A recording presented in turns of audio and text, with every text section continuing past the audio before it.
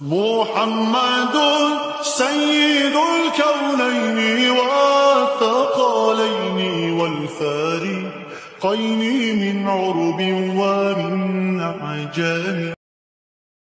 آپ کے سامنے میں یہ بات رکھتا ہوں، حضور اکرم صلی اللہ تعالیٰ علیہ وسلم کو آپ کیا سمجھتے ہیں؟ اپنی قبر انور میں وہ زندہ ہیں؟ ہم تو سنی ہیں. حضور اکرم صلی اللہ تعالیٰ علیہ وسلم اپنی قبر پاک میں زندہ ہیں.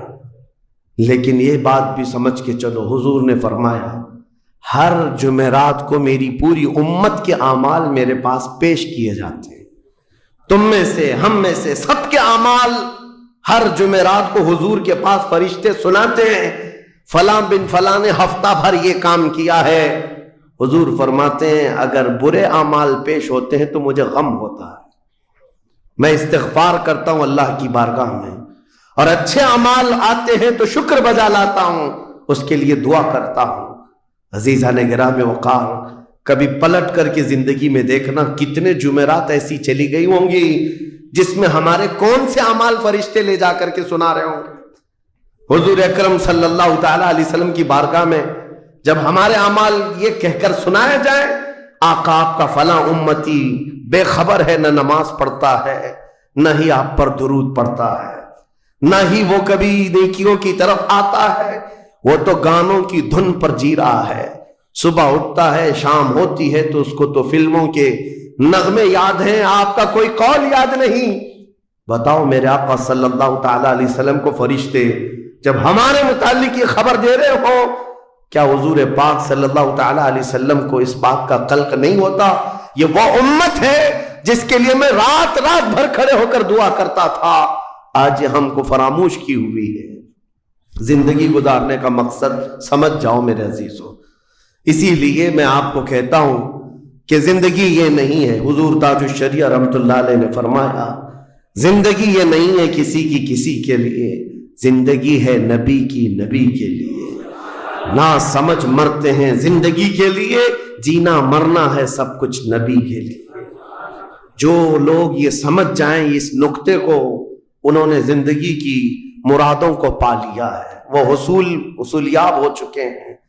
لیکن جو اب تک بھٹکے ہوئے ہیں ان کو میں دعوت فکر دوں گا، ایک بار سوچ لو، ایک بار سوچ لو، ویسے ہی دنیا ختم ہونے والی ہے اور تمہاری موت آنے والی ہے. ایک بار سوچ لو، ایک بار سوچ لو کہ ہمارے ساتھ آخرت میں ہونا کیا ہے، قبر میں ہمارے ساتھ بیٹھنے والا کون ہے، ہمارے ساتھ تنہائی کا نگہبان کون ہے، اور محشر کے اس بھرے میدان میں ہمارا ہاتھ پکڑنے والا کون ہے. جب بار بار یہ سوچو گے تو اس فکر کو پہنچو گے کہ وہ صرف اور صرف ایک ہی ذات ہے. کون دیتا ہے دینے کو منہ چاہیے، دینے والا ہے سچا. حضور پاک صلی اللہ تعالیٰ علیہ وسلم کی طرف لو لگا دو. اس کو جن لوگوں نے اپنی زندگی میں پہچان لیا وہ امام اہل سنت بن گئے، مجدد وقت بن گئے. اعلیٰ حضرت امام اہل سنت فاضل بریلوی رحمۃ اللہ تعالیٰ علیہ کے متعلق ایک بات میں آپ سے کہوں، وہ بڑے عالم تھے، بڑے فقیہ تھے، بڑے محدث تھے، اور بہت سارے علوم پر انہیں مہارت تامہ حاصل تھی، سب اپنی جگہ پر. لیکن یہ سارے علوم نے مل کر اعلیٰ حضرت کو اعلیٰ حضرت نہیں بنایا. ان کو اعلیٰ حضرت بنانے والی چیز حقیقت میں عشق رسول ہے. حضور پاک صلی اللہ تعالیٰ علیہ وسلم سے بے انتہا لگاؤ یہ مقام پیدا کر دیتا ہے، یہ مقام. ورنہ عالم تو بہت سارے، کتابیں لکھنے والے بھی بہت سارے، لیکن جس نے عشق کی بولی بولی دنیا اس کو پہچاننے لگ جاتی ہے، دنیا اسے پہچاننے لگ جاتی ہے. زندگی کا مقصد وہ سمجھ گئے کہ ان کی غلامی کرنے میں ہی یہاں پر عروج و ترقی ہے. اسی کو خانوادہ اعلیٰ حضرت سے ان کے پوتوں تک بھی یہ فکر پہنچی. تاج الشریعہ نے فرمایا بلحوثن سیم و زر کی بندگی اچھی نہیں، ان کے در کی بھیک اچھی، سروری اچھی نہیں. تم جو سوچ رہے ہو زندگی کے طور طریقے ایسے ہونے چاہیے، ویسے ہونے چاہیے، گزار لو جتنے دن چاہے، بڑے بڑے بنگلوں میں، بڑی بڑی گاڑیوں میں، بڑی جائیدادوں میں، لیکن زندگی میں وہ عزت نہ پاؤ گے جو میرے مصطفیٰ کے قدموں میں ملے گی، جو حضور کی غلامی میں ملے گی. وہ عزت نہیں پا سکتے. عزیزان گرامی وقار، نبی کریم صلی اللہ تعالی علیہ وسلم کے ان صحابہ کو دیکھتے ہیں جنہوں نے زندگی کو ضائع نہیں کیا، ایک پل بھی ضائع نہیں کیا۔ آج میں آپ کو اسی لیے کہہ رہا ہوں، موت آنے والی ہے، اس سے پہلے ایک وقت بھی، ایک لمحہ بھی ضائع ہونے مت دینا، برباد ہونے مت دینا۔ جو وقت ہے، میں مصر میں دیکھتا تھا بسوں میں بھی، اور کبھی کبھار ٹکٹ کاؤنٹر پہ جو لائن لگی رہتی تھی، ایک اسٹیکر لگایا گیا تھا، اکثر جگہوں پر یہ اسٹیکر پڑھنے کو ملتا تھا، اجعلوا الانتظار فی الاستغفار۔ یہ جو ویٹنگ ٹائم ہے اس کو خالی کھڑے ہو کر کے مت گزارو، اتنی دیر استغفار کرو اور درود پاک تو پڑھو، وقت کو ضائع نہ کرو۔ تمہارے پاس اللہ نے وقت دیا، بیٹھے ہو تو پڑھو، کھڑے ہو تو پڑھو، کیونکہ یہ وقت تمہارا بربادی میں نہیں لکھا جائے گا، تمہارا یہ وقت ضائع کرنے والوں میں نہیں لکھا جائے گا۔ عزیزان گرامی وقار، آپ کو میں ایک بات بتا دوں، جن لوگوں نے اپنی زندگیوں میں بڑے بڑے محلات بنائے، آج ان کے لیے بھی تاریخ ہے، مگر کس انداز سے، کس انداز سے۔ آج دنیا نے آپ کو ایسے ڈائیورٹ کر رکھا ہے، جو کام ہونے کے تھے وہ نہیں کرنا ہے آپ کو، لا یعنی کاموں میں مصروف ہو گئے، جو چیز تمہارے حصے کی تھی نہیں اس پر انرجی خرچہ کرتے رہ گئے، اور جو چیز تمہارے کام کی تھی اس کو تو بھول ہی گئے۔ آپ کو میں ایک بات بتا دوں، ہو سکتا ہے شاہ جہاں نے تاج محل بنایا، اور پھر بادشاہ قطب الدین کے زمانے کے نشانیاں موجود ہیں، لال قلعے بن گئے، قطب مینار بن گیا، بڑی بڑی عمارتیں ہیں، لوگ اوپر سے نیچے دیکھنے کے لیے آتے ہیں، لیکن میں یہ کہتا ہوں یہ کوئی کمال کی چیزیں تھی نہیں، کمال کی چیزیں تھی نہیں۔ لاکھوں لوگوں کی محنتیں بھی لگی، پیسہ بھی لگا، اور بڑی عمارتیں کھڑی کر کے چلے گئے۔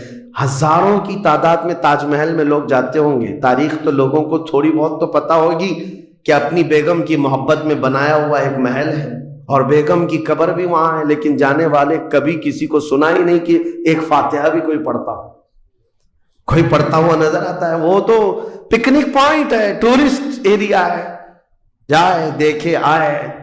لیکن میرے عزیزو، یہ بڑے بڑے محلات اپنی ناموری کے لیے بنا کر تو چلے گئے، لیکن آؤ بریلی شریف کی سرزمین پر ایک مدرسہ جو اعلیٰ حضرت نے بنایا، مبارک پور کی سرزمین پر جامعہ اشرفیہ جو حضور حافظ ملت نے بنایا، یہ عمارتیں آج بھی دعوت دے رہی ہیں، ایک دو نہیں، ہر سال ہزاروں کی تعداد میں عالم اور مفتی وہاں سے نکلا کرتے ہیں۔ یہ کام کی چیزیں تھی جو بزرگوں نے کر دیا کہ امت کو ایسا کچھ دے جاؤ کہ وہاں سے آنے والا کچھ فیض اٹھا کر کے جائے۔ تاج محل لے کر کے کیا کرنا ہے؟ پیسے کمانا ہے یا ٹورسٹ ایریا بنانا ہے؟ لیکن ایک ایسا ادارہ جس میں پڑھ کر کے دنیا روشن ہوتی اور آخرت بھی روشن ہوتی۔ ہم سنیوں کہ ہاں یہ چیزوں کی ضرورت تھی، ہمیں لا یعنی چیزوں میں مصروف کر دیا گیا ہے۔ میں اب تو آپ کو پتہ ہی ہوگا، مجھے تو جلسوں والا آدمی بنا دیا گیا، جہاں دیکھو پروگرام جلسے۔ میں اصل میں جلسوں والا آدمی تھا ہی نہیں، میں فیلڈ ورک کرنا پسند کرتا ہوں، کسی علاقے میں رہ کر کے قرآن کی تفسیر کرنا اور لوگوں کے درمیان رہنا۔ لیکن مسلسل سفر کا ایک تجربہ میں آپ کو بتا رہا ہوں، ہوں گے یہاں پر بھی بہار بنگال والے، سب ہوں گے، بہار والے، بنگال والے، جھارکھنڈ والے اتنے جلسے کرتے ہیں، 365 دن بھی اگر ان کو تاریخ دی جائے تو بھی کم ہے۔ ایک اینالائز کرنے والے بہار کے رپورٹر ہیں، انہوں نے رپورٹ لا کر کے ہمارے سامنے بتائی کہ حضرت 2022 میں اسٹیٹ آف بہار میں 4000 جلسے ہوئے، 4000 جلسے۔ میں ان کا مخالف نہیں ہوں، لیکن ایک فکر آپ کو بتا رہا ہوں، 4000 جلسے، جن میں سے ہر جلسے کا کم سے کم خرچہ 5 لاکھ روپے، اس سے کم خرچہ کرتے نہیں، 6 مہینے چندہ کرتے ہیں، اس کے بعد بڑا جلسہ کرتے ہیں۔ کیلکولیشن کر کے دیکھا گیا تو سال میں 2000 کروڑ روپے خرچے ہوئے، 2000 کروڑ روپے۔ میرے عزیزو، ٹھیک ہے یہ سب اپنی جگہ پر، لیکن پورے اسٹیٹ پر گھوم کر کے دیکھیں تو مسلمانوں کے نام کی ایک یونیورسٹی بھی نہیں ہے، کوئی ایک بڑا ادارہ نہیں قائم کر سکے۔ 2000 کروڑ کی بھاری رقم سال بھر خرچ کرنے والا غریب اسٹیٹ جس کو لوگ سمجھتے ہیں. میرے عزیزو، میں یہ بات اس لیے عرض کر رہا ہوں، جن چیزوں میں تمہارا ذہن الجھ گیا یہ وہ تمہارے کام کی نہیں تھی. اعلیٰ حضرت نے بہت پہلے فرمایا تھا یہ دنیا کا حال یہ ہے، شہد دکھائے زہر پلائے. یہاں پر چکا چوند دکھنے والی چیزیں وہ تمہارے حق کی نہیں ہے. اور ممبئی والے کیا کرتے ہیں؟ وہ تو بہار والے جلسوں میں ہیں، ممبئی والے کھچڑا کمپٹیشن کرتے ہیں. ہاں، اس محلے میں 51 دیگ بنی ہے تو ہمارے ہاں 60 دیگ بنے گی، 70 دیگ بنے گی. اور کھاتا کون ہے؟ جو پہلے سے کھائے ہوئے لوگ ہیں. دن بھر 5 ٹائم کھانے والے لوگ ہی کھچڑا کھا رہے ہیں. ثواب تو ان کے لیے تھا اس غریب کو کھلانے پر جس کے گھر میں ایک روٹی ہے تو دوسری روٹی نہیں ہے. کھلانا بالکل ثواب ہے، حدیثوں میں ملتا ہے. کھلانے سے بڑھ کر کے ثواب نہیں ہے، پہنانے سے بڑھ کر. سرکار غوث پاک کا یہ فرمان بھی ہے، میں نے ساری نیکیوں کو الٹ پلٹ کر کے دیکھ لیا، رحمان کو 2 نیکیاں سب سے زیادہ پسند ہیں، ایک بھوکوں کو کھلانا، ننگوں کو پہنانا. یہ 2 چیزیں. لیکن یہاں پر کن لوگوں کو کھلایا جا رہا ہے؟ ہم ہی لوگ تو کھاتے ہیں. ہمارے گھر میں بھی کھانا بن رہا تھا، ایک دن سڑک پہ بنا لیا، انٹرٹینمنٹ کر رہے ہیں. اور اس پر آپ یہ نہ سمجھیں کہ میں ان تمام چیزوں کا مخالف ہوں. کرو، جتنی حیثیت ہے اتنی کرو، لیکن یہ نہیں ہے کہ ہمارا سارا کا سارا دار و مدار اسی پر ہے. سنیت اسی کا نام نہیں. ہونا تو یہ چاہیے تھا کہ ہمارے پاس ایسا مضبوط قلعہ ہوتا جو ہر زمانے میں میرے مصطفیٰ کی عزت پر پہرا دینے والے سپاہی وہاں پر تیار ہو رہے ہوتے. ہمارے پاس نہیں ہے ان تمام چیزوں کی. اس لیے مجھے درد ہوتا ہے اس بات کا کہ ہم نے جن چیزوں کے لیے اللہ تعالیٰ سے امانت لی تھی، ہمیں اللہ تعالیٰ نے نوازا تھا، وہ ہماری رقم بھی غلط جگہ جاتی، ہماری زندگی کا وقت بھی غلط جگہ جا رہا ہے. عزیزان گرامی وقار، ان سب چیزوں کا سوال ہوگا قیامت کے دن ہم سے. ہر چیز کا سوال ہوگا. اگر ہم نے وقت کو ضائع کیا ہے اور اپنا مال بھی غلط جگہ استعمال کیا ہے، ہر جگہ ہماری پکڑ ہوگی، ہماری پکڑ ہوگی. 1 ہفتہ قبل میں نے سنا، ہمارے چاہنے والے ہیں عزیز، انہوں نے کہا ایک درگاہ پہ گئے تھے، سنا ہے ایک بہت بڑے سیٹ ہیں، وہ 2.25 کروڑ کا صرف دروازہ بنا رہے ہیں اللہ کے ولیوں کے آستانوں پر. میرے عزیزو، یہ اللہ کے وہ ولی ہیں، نہ تمہارے دروازے کے محتاج ہیں، نہ تمہاری چادر کے محتاج. ان کے انتقال کے بعد جو ان کو اللہ نے مقامات دیے وہ تم نہیں پہنچا سکتے. وہ تو اللہ تعالیٰ کے رحمت میں ہے جنہیں اللہ تعالیٰ جنت کے جوڑے پہنا چکا ہو، جن کے لیے جنت کی ہوائیں چل رہی ہوں. ان اولیاء کے مشن کو زندہ کرنا حقیقت میں ایصال ثواب. ان کے لیے سب سے بڑی نظر و نیاز یہی ہے. ماررہ مطہرہ میں حاضر تھا، بڑی خوشی ہوئی. صاحب سجادہ نے بڑھ کر کے یہ اعلان کیا تھا، آنے والے زائرین جتنے سنی آتے ہیں، ہم ان سب سے کہتے ہیں کہ ہمارے اولیاء جتنے یہاں آرام کر رہے ہیں، ان اولیاء کو جو چادریں ڈالنی تھی وہ ہم ڈال چکے. تمہاری طرف سے اب کسی چادر کے لانے کی ضرورت نہیں، اور اگر لانا ہی چاہتے ہو ایک دوپٹہ لے جاؤ اور غریب بہن کے سر پر اوڑا. یہ پیغامات تھے خانقاہوں کے. حقیقت میں یہی امت کا کام ہے. عزیزان گرامی وقار، لا یعنی کاموں میں پڑھ کر کے ہمارا وقت جو برباد ہوا اس کی تلافی مشکل ہے، بہت مشکل ہے. اس لیے میں صرف یہ میسج دینا چاہوں گا کہ زندگی کے اس پوائنٹ پر آج ہم آ چکے ہیں جہاں آندھیاں، طوفان، ہر طرح سے ایک بہت بڑی آزمائش میں ہم گرفتار ہیں. کن کن چیزوں کا علاج کیا جائے سمجھ میں نہیں آتا. کبھی کبھار میں بیٹھ کر سوچتا ہوں، گھر میں اگر گیس کا پائپ بھی لیک ہو گیا، آگ بھی لگی ہے، پانی کا پورا فوارہ بھی آ رہا ہو، کچرا بھی گرا ہو، تو آدمی سوچنے لگ جاتا ہے کس چیز کو روکوں، پانی کو روکوں، گیس کو روکوں، آگ کو روکوں، کچرا اٹھاؤں، کیا کروں سمجھ میں نہیں آتا.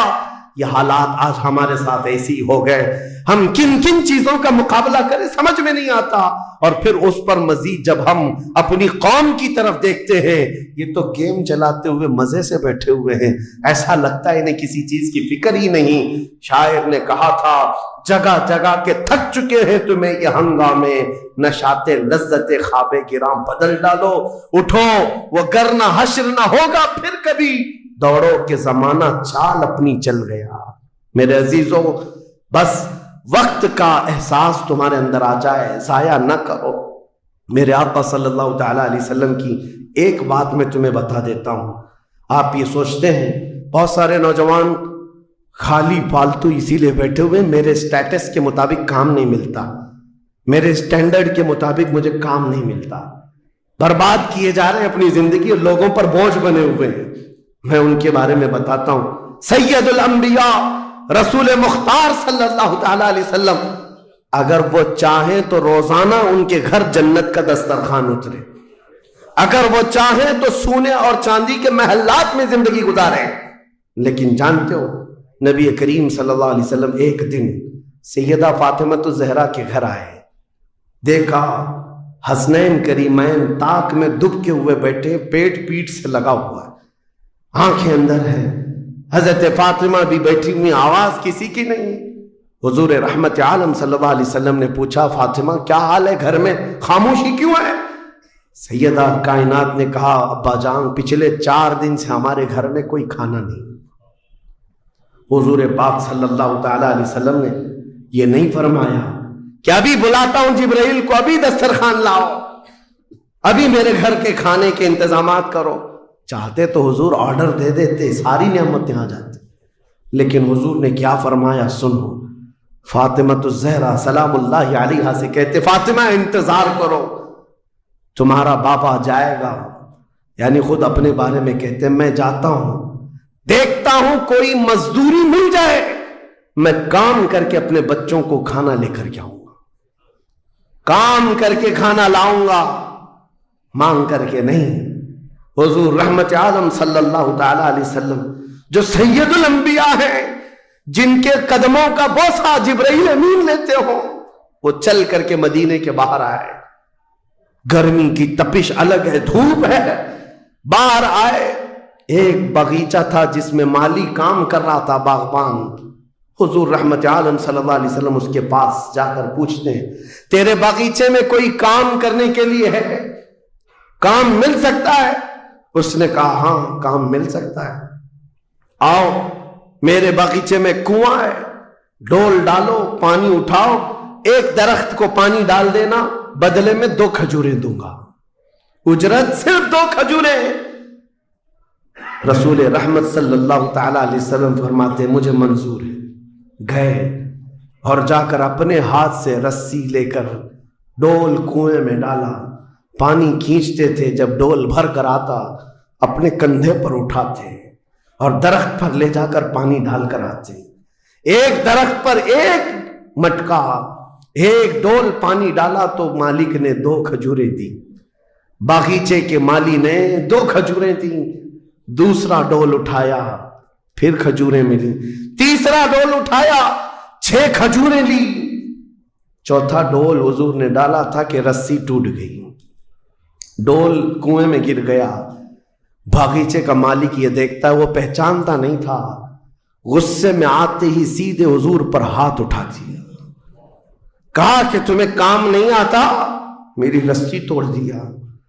رسول کریم صلی اللہ تعالی علیہ وسلم نے پلٹ کر کچھ نہیں کہا، وہ رحمت عالم صلی اللہ تعالی علیہ وسلم تھے۔ وہ 6 کھجوریں لے کر کے واپس مدینے آئے، کہا فاطمہ کہاں ہیں بچے، کہاں ہیں؟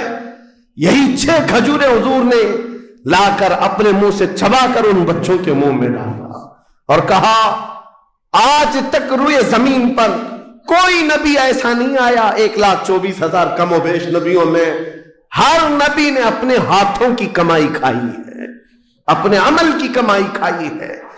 رحمت عالم صلی اللہ تعالی علیہ وسلم نے جب وہ مالک کل ہے، بلکہ جنت کی چابیوں کے مالک، ساری زمینوں کے خزانوں کے مالک، کل جہاں ملک اور جو کی روٹی غذا، اس شکم کی قناعت پہ لاکھوں سلام، وہ لمبے لمبے ہاتھوں سے بھیک دینے والے آقا، سب کچھ ہونے کے باوجود اگر کسی ایک باغیچے میں ڈول اٹھا کر پانی بھرتے ہو تو اسی لیے نہیں کہ ان کے ہاں کوئی مجبوری تھی، بلکہ امت کو یہ درس دینا تھا، اے امت کے غیور نوجوانوں، تم کبھی خالی نہ بیٹھنا، مجھے دیکھنا اور عمل کرتے رہنا، اور اللہ تعالیٰ تمہیں دروازے رزق کے ضرور کھولے۔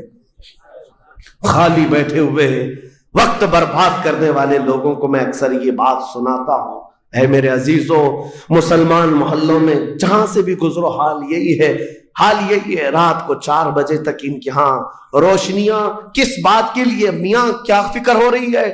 کس بات کی یہاں میٹنگ چل رہی ہے؟ چرچے کس بات کے؟ امت کی تباہی کے چرچے کس بات کے؟ گپیں لگ رہی ہوتی ہیں، کچھ نہیں۔ ان دوسری قوموں کو دیکھو جو فجر سے پہلے اٹھ کر کاموں پر بھاگ جاتی ہیں، سورج ڈوبنے سے پہلے وہ گھروں پر آ جاتے ہیں۔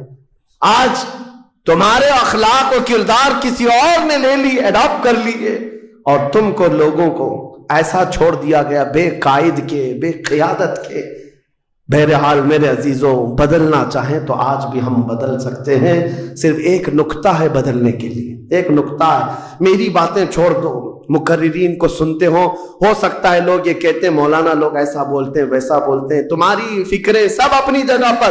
میرے عزیزوں، میں تو بہت نکما آدمی ہوں، میں تو ایک چھوٹا طالب علم بھی نہیں ہوں، جہالت میرے اندر بھی ہے، لیکن میں آپ کو یہ کہنا چاہتا ہوں، اگر دل کے اندر ہلچل مچ سکتی ہے، انقلاب لانے کی فکر آ سکتی ہے، تو ادھر ادھر کی باتیں چھوڑو، آمنہ کے لال کی طرف دیکھو، حضور اکرم صلی اللہ تعالی علیہ وسلم کی طرف تمہارا دل متوجہ ہو گیا تو میں کہتا ہوں تمہاری دھڑکنیں تیز ہو جائیں گی، تم بدل لو گے اپنی زندگی کو، اور اس کے بعد ایک دن آئے گا پھر تم یہ پکار کر کہو گے جو بریلی والے نے کہا تھا، یا رسول اللہ دہن میں زبان تمہارے لیے، بدن میں ہے جان تمہارے لیے، ہم آئے یہاں تمہارے لیے، اٹھے بھی وہاں حضور کے لیے۔ جینے کا سلیقہ مل جائے گا، لیکن شرط صرف اتنی ہے، آج سے ایک وظیفہ دے کر کے جا رہا ہوں، جمعہ کو، پہلے بھی میں نے ایک بار کہا تھا، جب بھی جمعہ آئے گھر پر اب جاتے ہیں، گھروں میں اچھا کھانا بنتا ہے، میرے عزیزو اپنے بچوں کو لے لو، بیٹھ جاؤ دسترخوان پر،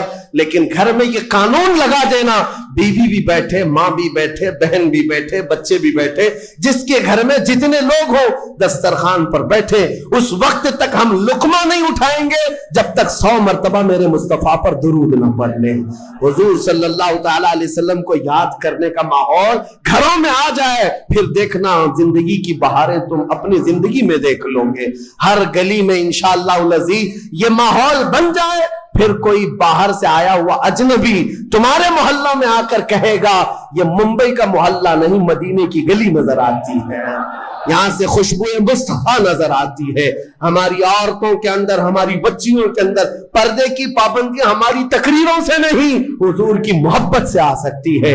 نوجوانوں کے اندر نشہ سے نفرت تقریروں سے کم، لیکن میرے مصطفیٰ کی محبت سے آ سکتی ہے، کیونکہ حدیثوں میں ہم نے پڑھا ہے وہ مدینے کے لوگ جو 50 سال پرانی شراب پیتے تھے، ایک فرمان مصطفیٰ کیا آیا، انہوں نے اپنے پرانے مٹکے تک توڑ ڈالے، لبوں تک لگی ہوئی شراب کو پٹک دیا کہ اب نہیں، اس لیے کہ مخبر صادق نے فرما دیا ہے، رحمت عالم نے فرما دیا ہے، یہ محبت کا تقاضا تمہیں ہر برائی سے دور لے آئے گا۔ اسی کو اقبال نے کہا تھا کہ محمد سے وفا تمہیں تو ہم تیرے ہیں، یہ جہاں چیز ہے کیا لوح و قلم تیرے، ہر چیز کا علاج اس میں مضمر ہے، ہر چیز کا علاج اس میں پوشیدہ ہے۔ سچ کہا کرتے تھے بچپن میں جو شاعر ہم سنتے آتے تھے، ہر درد کی دوا ہے صلی علی محمد، تعویذ ہر بلا ہے صلی علی محمد۔ حضور کا نام پاک ہر درد کے لیے دوا بھی ہے، شفا بھی ہے، اور بیماریوں سے چھٹکارے کے لیے کنسنٹریشن، ایک جگہ توجہ مرکوز کر لو۔ آج سے اپنے دل میں یہ احساس پیدا کرو میں اس کا اس کا نہیں ہوں، لوگوں نے مجھے بنا رکھا ہے، یہ اس کا فین ہے، اس کا فین ہے، نہیں۔ بیدم وارسی کو پڑھو، کیا کہتے تھے اللہ والے، میرے عزیزوں، کہتے ہیں بارگاہ مصطفیٰ میں یوں عرض کرتے ہیں، سگے طیبہ سب کہہ کے پکارے بیدم، یہی رکھیو میری پہچان مدینے والے. یہ دعا کرتے تھے بیدم وارسی کہ اے اللہ کے نبی، اے مدینے کے تاجدار، ساری دنیا مجھے میرے باپ کے نام سے نہیں مدینے کا کتا کہہ کر کے پہچانا ہے. اپنی پہچان یہ بنا لیا کہ دنیا مجھے دیکھے تو آپ کے نام سے جوڑ کر کے دیکھے، یا ان کا غلام ہے، یا ان کا غلام ہے. اس بات پر تمہیں بھی فخر ہونا چاہیے. زندگی ایسی گزارو کہ دنیا تمہیں کسی اور کا نہیں، تاجدار مدینہ کا غلام کہنے لگ جائے. لیکن لوگوں کو آج تکلیف ہوتی ہے، تم تو اپنا سب کچھ بدلنے لگ گئے. داڑھی بھی نکال دو، ٹوپی بھی نکال دو، سیکولر بن کر کے گھومو تاکہ کوئی پہچان نہ پائے. تم خود پہچان نکالنا چاہتے ہو. میرے عزیزو، فخر کے ساتھ میں کہتا ہوں، آج ظالموں کو چوٹی رکھنے میں شرم نہیں آتی تو تمہیں حضور کی داڑھی رکھنے میں کیا شرم آئے گی؟ فخر سے کہو دنیا میں میری داڑھی، میری ٹوپی یہ میرا عمل نہیں ہے. دنیا اگر ننگا گھومنے پر فخر کرتی ہے تو میں آمنہ کے لال کے اخلاق پر فخر کرتا ہوں. فخر ہونا چاہیے کہ نہیں ہونا چاہیے؟ زندگی گزارنے کے طور طریقے یہ ہیں. ہم بہت جلدی حضور کے پاس جانے والے ہیں، بہت جلدی قبروں میں ان کی زیارت کرنے والے ہیں، بہت جلدی ہماری آنکھیں بند ہوں گی اور قبر میں لے جایا جائے گا اور وہاں پر حضور کا دیدار ہونا ہے. عقیدہ ہے یا نہیں؟ حضور کا دیدار ہونا ہے. تو میرے عزیز، آج جمعہ کے لیے آتے ہو تو کپڑے بدل کے آ جاتے ہو، عطر لگا کے آ جاتے ہو، سرما لگا کے آتے ہو. زندگی ایسی گزارو جس دن ملک الموت بلائے چلو چلنا ہے حضور کے پاس تو تیار رہو. وہ چہرہ لے کر جانا ہے جو حضور کو دکھانا ہے، جو حضور کو دکھانا ہے. سنی تو وہ ہے جو مرنے سے بھی نہیں ڈرتا اور یہ کہتا ہے کہ قبر میں جانے کے بعد بھی فرشتوں سے ہم یہی کہیں گے، اب تو پائے ناز سے اے فرشتوں کیوں اٹھو، مر کے پہنچا ہوں یہاں اس دل ربا کے واسطے. مر کے پہنچا ہوں یہاں اس دل ربا کے واسطے. حضور کے لیے جینے والا کبھی موت سے بھی نہیں بھاگتا، ڈرتا نہیں ہے. موت ان کے لیے حادثہ ہے جن کو جلنا ہے، جلنا ہے، جلنا ہے. ہمارے لیے حادثہ نہیں ہے. ہمارا عقیدہ یہ ہے، ہم ادھر آنکھیں بند کریں گے، ادھر زیارت مصطفیٰ ہوگی. حضور اکرم صلی اللہ علیہ وسلم کی رحمت میں جائیں گے. موت سے ڈرو مت، بھاگو مت. میرے عزیزوں، کسی انجان جگہ جا رہے ہو تو ڈرنا چاہیے. ہمارا ماننا یہ ہے جس دن ہم جائیں گے حضور بھی ہوں گے، صحابہ بھی ہوں گے، غوث و خواجہ بھی ہوں گے. انشاءاللہ العزیز زندگی ایسی گزارو کہ ان اکابرین کی جماعت میں ہم جائیں گے اور میرے آقا صلی اللہ تعالیٰ علیہ وسلم ہمیں قبول کر لیں گے. حضور تاج الشریعہ رحمت اللہ تعالیٰ علیہ اپنے جانے سے پہلے یہ فرما کر کے گئے اپنے ایک نعتیہ دیوان میں، یا رسول اللہ میں مروں تو میرے آقا یہ ملائکہ سے کہنا اسے کوئی مت جگانا، ابھی آنکھ لگ گئی ہے، ابھی آنکھ لگ گئی ہے. اللہ کریم ہمیں وہ زندگی عطا فرمائے جو دنیا کی تھکن سے چور ہو کر جب آخرت کے سفر پر جائے تو میرے آقا کی رحمت والی جھولیاں ہمیں سامنے نظر آئے، میرے آقا کا حسین چہرہ پاک ہمارے قبروں میں نظر آئے. اللہ کریم ہم سب کو زندگی ضائع کرنے سے محفوظ فرما دے، ہمیں کام والا بنائے، نفع والا بنائے، ہر طرح سے مولا امت مصطفیٰ کا حق ادا کرنے والا نوجوان بنائے. اور قیامت کے دن مولا کریم ہمارا حشر مصطفیٰ کریم کے صحابہ کے ساتھ فرمائے، ان کے جھنڈے تلے ہم سب کو مولا تعالیٰ ایک ساتھ جمع فرمائے. دعا یہ کرتے ہیں صبا وہ چلے کہ باغ پھلے، وہ دن وہ پھول کھلے کہ دن ہو بھلے، لوا کے تلے، لوا کے تلے ثنا میں کھلے رضا کی زبان تمہارے لیے، لوا کے تلے ثنا میں کھلے ہم سب کی زبان یا رسول اللہ تمہارے لیے. وآخر دعوانا الحمدللہ رب العالمین. السلام علیکم.